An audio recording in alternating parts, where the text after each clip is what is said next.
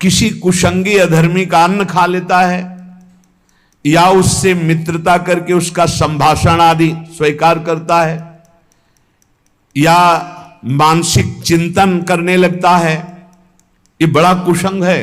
वृत्ति का कुसंग, व्यक्ति का कुसंग, आहार का कुसंग, दृश्य का कुसंग, ये हमें मार्ग से भ्रष्ट कर देता है। बहुत सावधान। अभक्त संगो देहोत्थो वाचिको मानसस तथा त्रिविधोपि परित्याजो भक्ति कामनाय बुधई।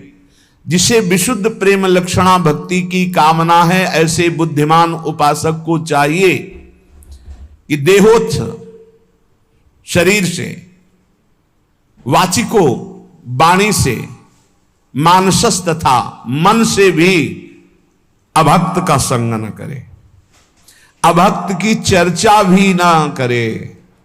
अरे वो अमुक ऐसा, बिल्कुल नहीं। चर्चा होने लगे कान में अंगुली डाल लो। अभक्त की चर्चा सुनने मात्र से सुकृत नष्ट हो जाते हैं, मन मलिन हो जाता है। पर निंदा के सुने ते किए ते दोनों बराबर हैं। आवत नहीं कछु हाथ, मूर्ख पर्वत पाप को ले चल अपने साथ। उपासक को चाहिए कि अभक्त पुरुष की वाणी से चर्चा भी ना करे। और ये बहुतायत है। जहां चार साधक बैठेंगे तो अपने में गुणाभिमान करके किसी साधक के न्यून आचरणों की चर्चा करने लगेंगे। ये बहुत हानिकारक है। परदोष दर्शन, परदोष वार्ता, ये साधक के साधन को चाट जाती है, उसको पता भी नहीं चलता और वो खाली होकर फिर विषयों का चिंतन करने लगता है। मन से भी उसका चिंतन न करे। अमुक जो है ऐसा ऐसा ऐसा कर रहा है, वो ऐसा उत्तम साधक नहीं, ऐसा क्यों बोले? नहीं इसलिए चिंतन करे। तो तुमने क्रिया देखी, अंदर कारण तत्व तो नहीं देखा कि उसमें हमारा आराध्य देव बैठा हुआ है। ये क्रूरापि पापिनो न च सताम संभाष्य दृश्यासे सर्वानुवस्तुतया निरीक्ष परम स्वाराध्य बुद्धिर्मम। मेरे आराध्य देव वहां बैठे हुए हैं। बाहरी क्रियाएं तो हमको बाहरी क्रियाओं से कोई लेना देना नहीं। हम मन से चिंतन न करें, वाणी से चर्चा न करें और शरीर से संग न करें। खान पान तो कीजिए रसिक मंडली माही, जिनके और उपासना तहां उचित द्रुनाए। फिर वो तो अभक्त है, उसके संग खान पान, हंसी मजाक, बातचीत, बैठना उठना ऐसा बिल्कुल नहीं।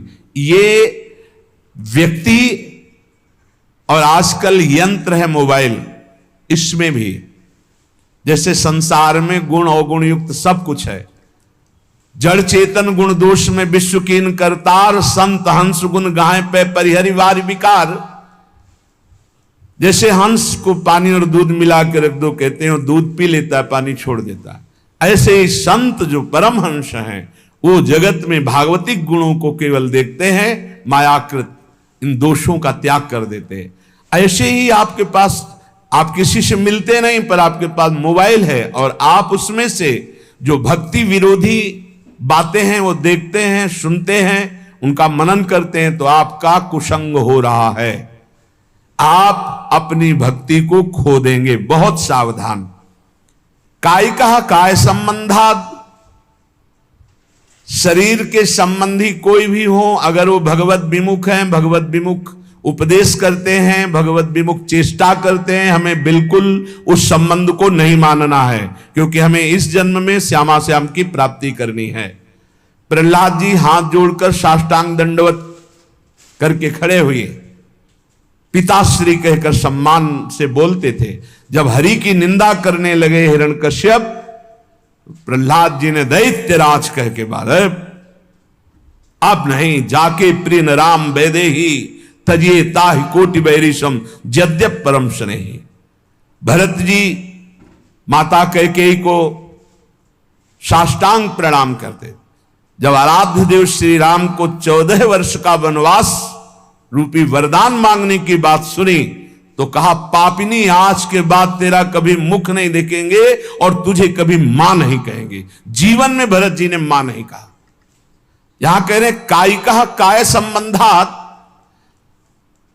कायिक अभक्त संग, वो चाहे रिश्ते नाते में कितना भी पूज्य हो, यदि वो हमारे भगवान की निंदा करता है, भगवत मार्ग की निंदा करता है, भगवत विमुख है, तो हम आवश्यकता पड़ी तो उसकी सेवा कर देंगे। यदि हम पुत्र हैं या अमुक संबंध है, वो दुख में है, तो हम सेवा कर देंगे, पर हम उसका संग नहीं करेंगे, उसकी आज्ञा नहीं पालन करेंगे, उसकी बात नहीं सुनेंगे।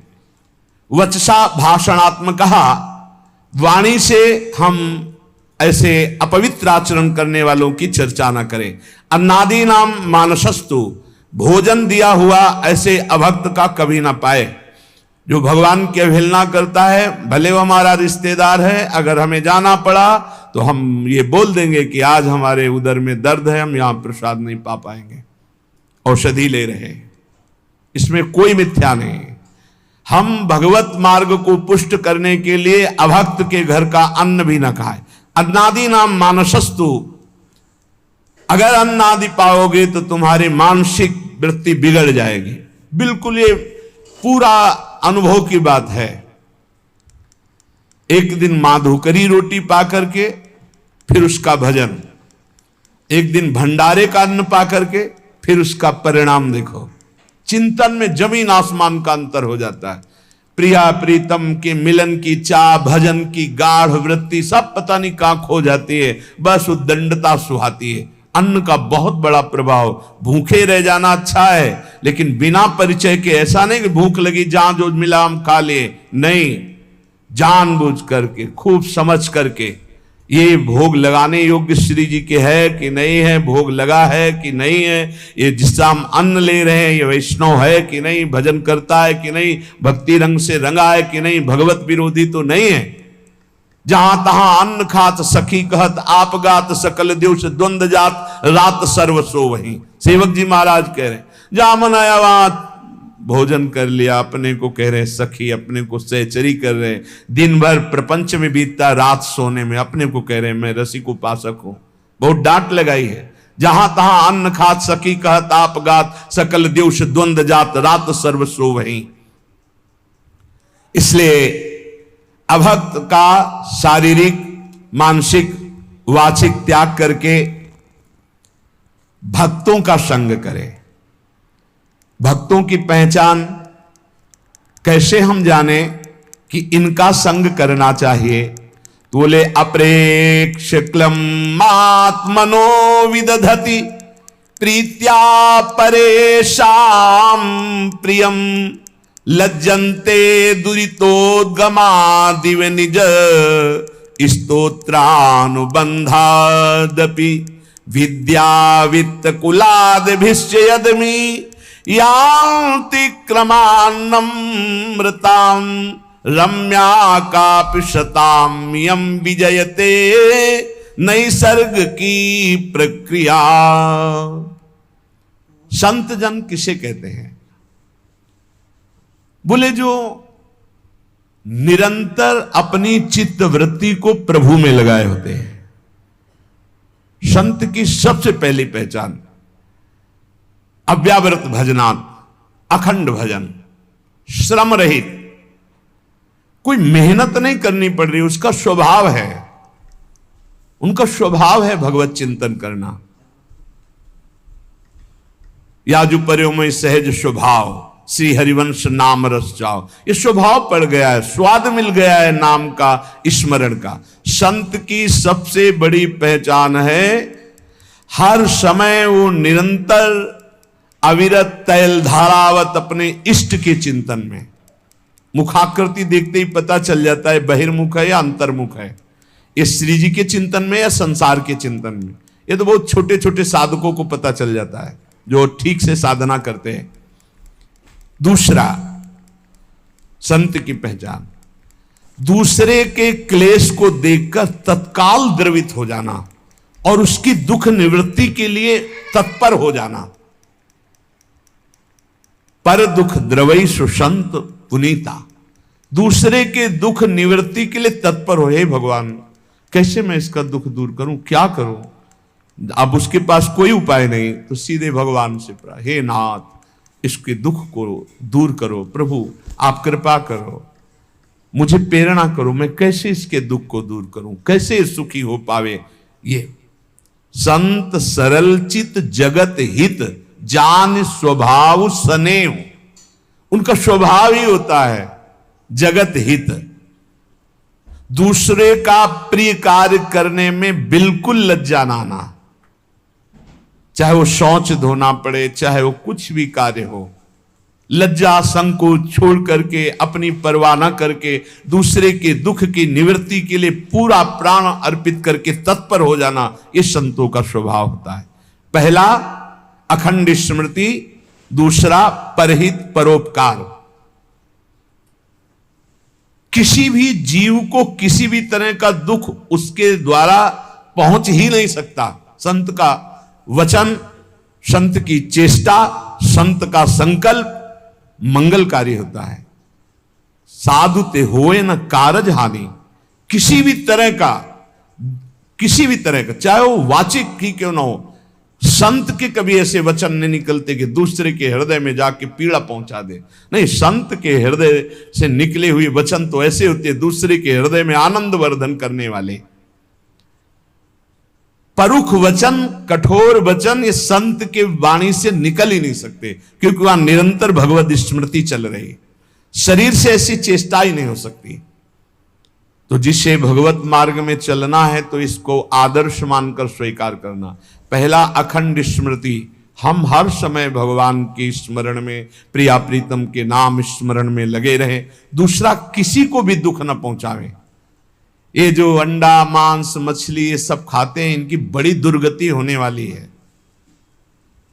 ये ना समझें कि हम परम स्वतंत्र हैं, जो चाहे कर ले। नहीं नहीं नहीं, यहां एक सेकंड का भी हिसाब मिलेगा आपको, एक सेकंड का भी। जब से आपकी शुद्धि हुई और जब आप बेशुद्ध होंगे, मरेंगे, उस समय तक का पूरा रजिस्टर आपका है, आपके साथ है। जय श्री हरिवंश नरक गति दुर्भर, यम द्वारे कटियत नख छिके। एक छोटी सी क्रिया का भी हिसाब है, आप मनमानी ना सोचे। मांडव्य ऋषि ने तितली की गुदा में कांटा डाल के छोड़ दिया था, तो उनकी गुदा में सूली डाली गई, सूली, और वो काट दी गई, निकली नहीं। अणि मांडव्य नाम पड़ा। वही धर्मराज जी को जाके साप दिए तो विदुर जी के रूप में धर्मराज जी अवतरित हुए। एक इतने बड़े ब्रह्म ऋषि तपस्वी तितली की गुदा में कांटा डाले, उसको नहीं मिटा पाए, और उनकी गुदा में सूली पड़ी रही, आज भी पड़ी है। और आप उबाल उबाल के खा रहे हो, काट करके खा रहे हो, तो आपकी दुर्गति क्या होगी? सावधान हो जाए। सबसे प्रार्थना है, यदि जीवन अपना मंगलमय आनंदमय करना चाहते हो तो मदिरापान करना, मांस खाना, अंडा खाना, मछली खाना, ये जीव जंतुओं को भून कर उबाल कर खाना बंद कर दो। नहीं, नरक में भुने जाओगे, और यहां भी भुनोगे। वीआईपी कार में आग लगेगी, पूरे के पूरे परिवार सहित भुन जाओगे। जो बहुत स्वाद ले रहे हो ना, ऐसे चीखोगे, कोई खोलने वाला नहीं मिलेगा, क्योंकि वो तार बंद हो जाएंगे जिनसे बटन से खुलता है। तुमने भूंजा है ना, तो तुम्हें काल भूंजेगा उसी कार में। बड़े रौब से चल रहे, कई करोड़ की कार है, उसी में भूंज जाओगे। हमारी बातें कड़वी लगेंगी, लेकिन समझ लीजिए, शरीर से, मन से, वचन से दूसरों का दुख भरा कार्य, अपकार, अहित कार्य करने वाला कभी चैन से नहीं रह सकता, कभी शांत नहीं रह सकता, सदैव दुखी रहेगा। इसलिए दूसरों के शरीर का मांस खा के कोई बलवान नहीं होता। आप थोड़े दिन ब्रह्मचर्य से रहिए, सदाचार पालन कीजिए, सात्विक भोजन, ऐसा बल आता है, सच्ची मानिए, ऐसा बल आता है, ऐसा उत्साह होता है। ये चर्बी बढ़ाने वाले जानवरों को खाने वाले, इनकी कितनी ताकत होगी, सच्ची माने। हम मजाक नहीं कहते कि हम विनोद में कहते हैं। एक घूंसे में बैठ जाएंगे। सात्विक ब्रह्मचारी हो, सात्विक भोजन करता हो, और एक घूंसा कस के मार दे तो मुंह बगाड़ देंगे। जो भैंसा और बकरा खाते हैं ना, मुंह बगाड़ देंगे। इनमें ताकत नहीं, ब्रह्मचर्य की ताकत, तपस्या की ताकत, सात्विकता की ताकत, बहुत बड़ी ताकत है। ये सब भूल कर रहे हैं जो सोच रहे हैं हम बलवान बन जाए। बलवान नहीं बनोगे, ऐसी जगह कैंसर होगा कि ना खा पाओगे ना सोच हो पाओगे। दोनों बातें समझ लेना। हम भयभीत नहीं कर रहे हैं, कितने ऐसे उदाहरण सामने आते चले जा रहे हैं जो देखने को मिल रहे हैं। हे भाई, दूसरों का मांस खाना, जहां तक हमारी आवाज पहुंच रही हो अब भी बंद कर दो। हरि शरणम, हरि शरण में हो जाओ। वो कह रहे आम तो आम स्वरूपापेभ्यो मोक्षयिष्यामि मा शुचा, मैं तुम्हें पवित्र कर दूंगा, पक्का पवित्र कर देंगे, क्योंकि जिनके चरण धोवन गंगा जी त्रिभुवन को पावन करने वाली, वो भगवान पक्का पवित्र कर देंगे। पर अब लो नसानी, अब ना नसही हो, अब तक किया अब मत करो, होश में हो जाओ। ये जो बहुत अच्छे कपड़े पहनकर आप समझते हो हम बड़े आदमी है ना, इतने छोटे बनाए जाओगे कि तुम्हें समझ में आ जाएगा। अभी अवसर मिला था कि धन के द्वारा असहायों की सेवा करो, दूसरों को सुख पहुंचाओ, नाम कीर्तन करवाओ, नाम कीर्तन करवा करके लोगों को सुख पहुंचाओ। तुम उपद्रव कर रहे हो, मनमानी आचरण कर रहे हो। संत वही है जिसके वचन से, शरीर से, मन से किसी का कभी अमंगल ना हो। और संत वही जब उसकी प्रशंसा होने लगे तो ऐसा लज्जावान हो जाए जैसे किसी का पाप खुल जाए, पाप की बात खुल जाए तो कैसा लज्जित होता है, ऐसा प्रशंसा में लज्जित होना चाहिए। संत अपनी प्रशंसा सुनकर लज्जा से युक्त हो जाते और दूसरे की प्रशंसा सुनकर आनंदित होते हैं। दूसरे की निंदा सुनकर तुरंत कान में अंगुली, अपनी निंदा तो कान की अंगुली हटा लो, खूब आराम से सुनो। ये साधुता के लक्षण हैं। अपनी निंदा तो बुरी लगेगी, दूसरे की निंदा सुखद लगेगी। अपनी प्रशंसा अच्छी लगेगी, दूसरे की प्रशंसा दुखद लगेगी। ये असंत का लक्षण है। संत का लक्षण है अपनी प्रशंसा सुनते ही सकुचा जाना, दूसरे की प्रशंसा सुनते ही आनंदित हो जाना, अपनी निंदा सुनते हुए आनंदित हो जाना, दूसरे की निंदा सुनने पे क्लेशित हो जाना। अरे क्या भगवत चर्चा के सिवा ये क्या प्रपंच की बात सुना रहे। जैसे कोई पाप अपना प्रकट हो जाए तो लज्जा आ जाती है, ऐसे जब चार लोग प्रशंसा करने लगे तो लज्जा आ जानी चाहिए।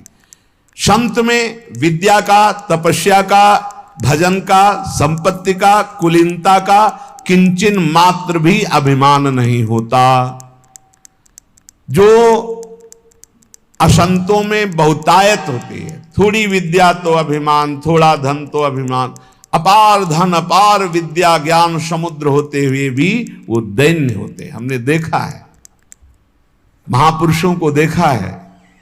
काशी में देखा, पूज्य बक्सर वाले मामा जी का अग्र पूजा का सम्मान किया गया था।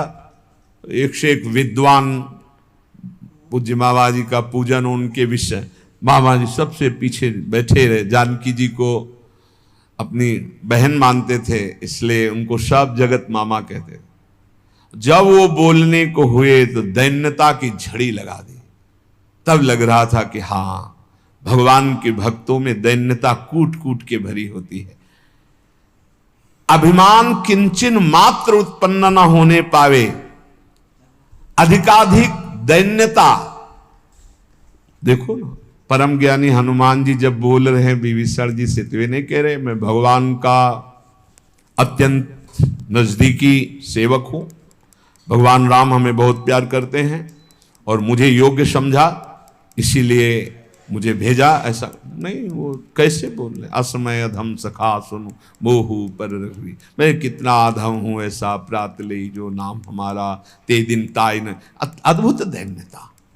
सबरी मैया के अधम ते अधम अधम मति नारी, तिन माँ मैं मति मंद घारी। जहां देखो महापुरुषों में दैन्यता भरी हुई है। ये कोई बनावटी दैन्यता नहीं, वचन दैन्यता नहीं है, वो हृदय में ऐसा अनुभव होता है। ये साधुता कब आती है? असाधुओं का त्याग करे, साधुओं का संग करे, तो ये साधुता कब हृदय में आती है?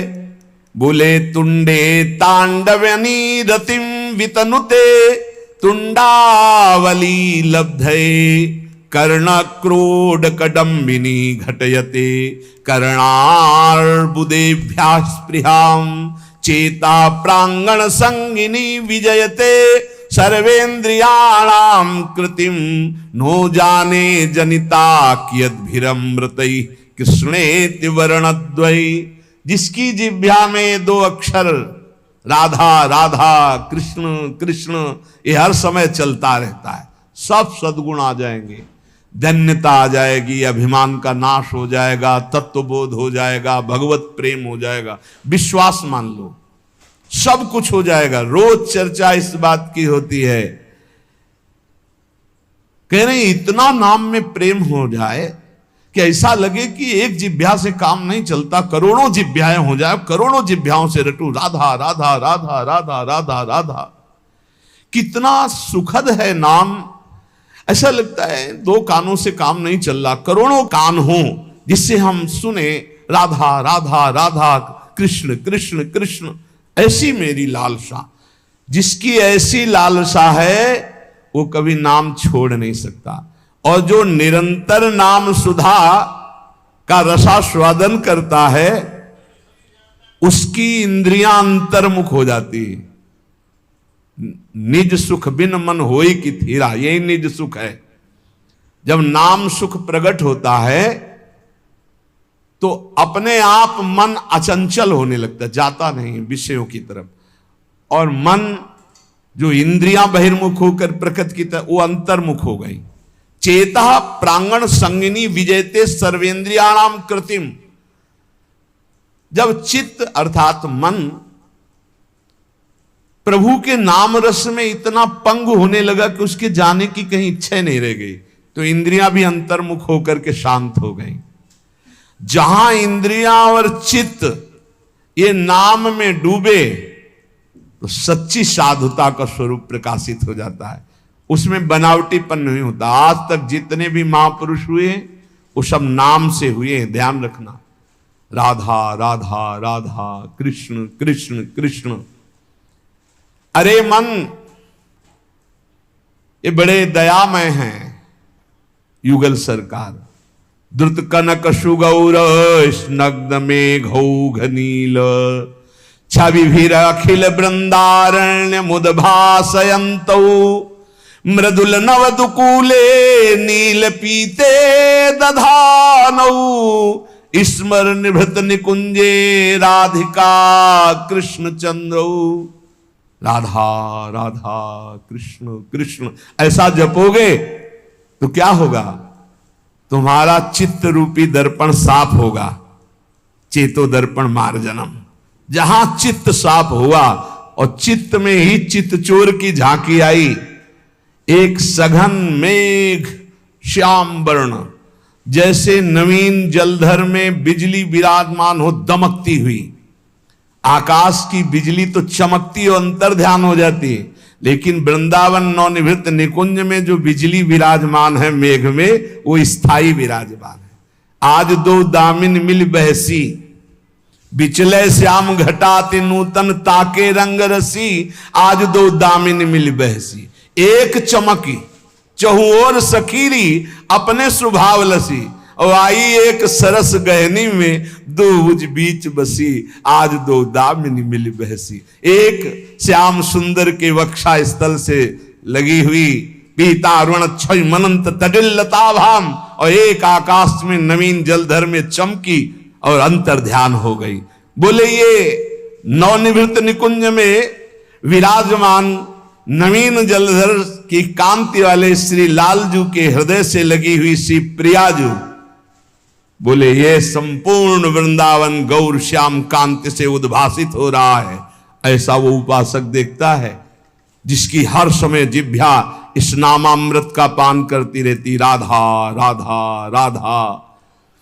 नीलांबर पीतांबर धारी नवनिवृत्त निकुंज में विराजमान श्री युगल सरकार की, परसों कह रहे थे लाइव दर्शन होता भाई।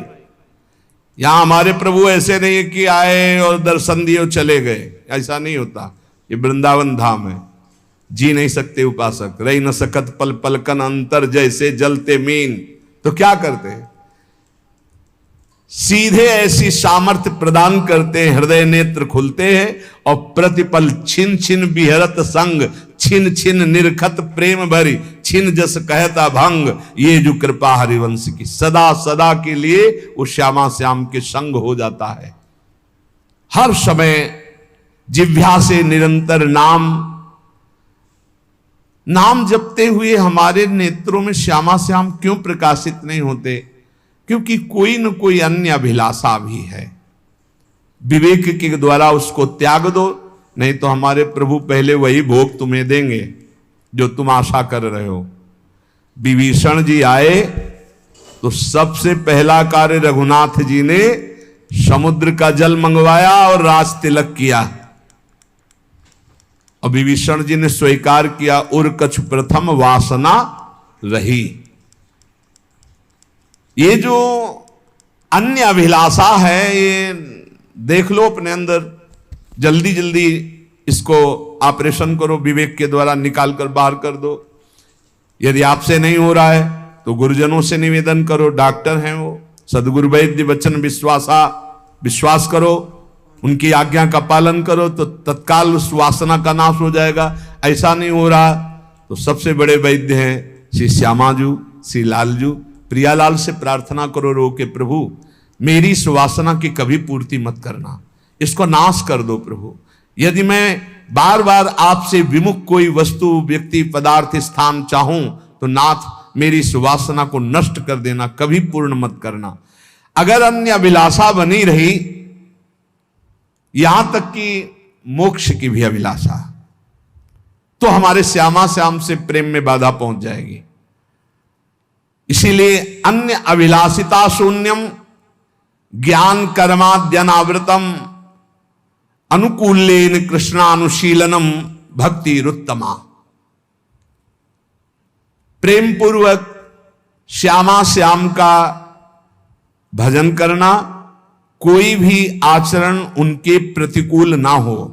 प्रतिकूलस्य विसर्जनम अनुकूलेन कृष्णानुशीलनम। अनुकूल रसिकों की आज्ञा, शास्त्राज्ञा के अनुसार ये अनुकूल होता है, उसके थोड़ा भी मनमानी करना प्रतिकूल हो जाता है। किसी भी प्रकार की कोई अभिलाषा अन्य ना हो, यहां तक कि ब्रह्म ज्ञान की भी इच्छा ना हो, मोक्ष की भी अभिलाषा ना हो। बस जैसे भाई जी महाराज कहते हैं कि हे भगवान मुझे बुद्धिहीन बना दो, सब मांगते हैं कि बुद्धिमान बना दो, भाई जी महाराज कह रहे मुझे बुद्धिहीन बना दो। ये बुद्धि, बस इतनी बात हो मेरे श्यामा श्याम, मेरे प्रिया प्रिय, इतनी समझ रह जाए और सब बुद्धि खत्म हो जाए। जैसे कहते हैं कोई समझे या ना समझे, सबसे हमारी समझ भली, ठाकुर नंद किशोर हमारे, ठाकुराइन वृषभान, बस इतना रह जाए, बस इसके आगे सब खत्म हो जाए।